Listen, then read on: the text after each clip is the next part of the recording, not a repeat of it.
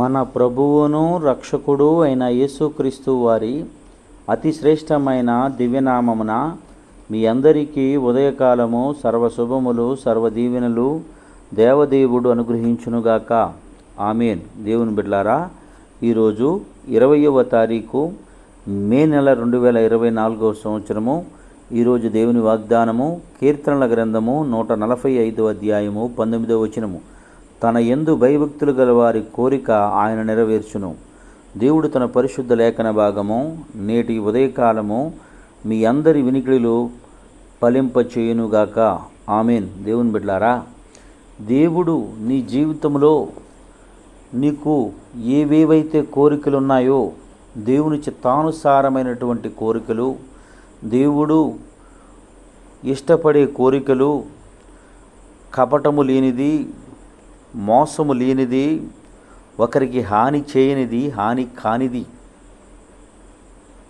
అది నీ బిడ్డల భవిష్యత్తు అయినా అయి ఉండొచ్చు, నీ అనారోగ్య సమస్య నుంచి విడుదలైనా అయి ఉండొచ్చు, నువ్వు చేస్తున్నటువంటి ఉద్యోగంలో ఉన్నతమైన స్థితి అయినా అయి ఉండొచ్చు, నువ్వు చదువుతున్న చదువులో గొప్ప ప్రావీణ్యత కలిగిన వ్యక్తిగా బ్రతకటమైనా అయి ఉండొచ్చు, నువ్వు చేస్తున్నటువంటి పనిని బట్టి ఎదుటికి హాని కలగనటువంటిది ఏదైనా సరే, దేవుడు యందు భయభక్తులతో, భయము ఎందుకు, భక్తి దేనికి?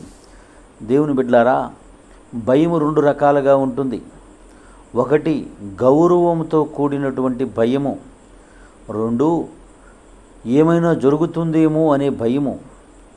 ఎందుకనగా అది తప్పిదంతో కూడినటువంటి భయం. ఆ భయాన్ని పరిపూర్ణంగా ఆలోచించగలిగినట్లయితే ఆ భయము విలువలేనిది. అంటే నీవు ఏ విషయానికి భయపడతావు అంటే నీకు హాని చేసే విషయాలకు భయపడతావు. 2 ఏ విషయానికి నీవు గౌరవంగా ఉంటావు అని అంటే నీవు పట్ల బాధ్యతగా వ్యవహరించే ఏ వ్యక్తి అయినా, ఏ వ్యక్తిత్వం కలిగినటువంటి వ్యక్తి అయినా వారికి వినయముతో కూడి గౌరవంతో కూడినటువంటి భయాన్ని కలిగి ఉంటావు. దేవుని బిడ్డలారా, దేవుడు కూడా నా నుండి ఆశించేది ఏంటనగా ఆయన యందు వినయముతో కూడిన భయాన్ని కలిగినట్లయితే, నువ్వు అడుగుబెట్టు, నువ్వు చేస్తున్న పని ఆయన చిత్తానుసారము కాదని పరిశీలించి చేయగలిగినట్లయితే దేవుడు నిశ్చయముగా నీ కోరికను సిద్ధింపజేస్తాడు.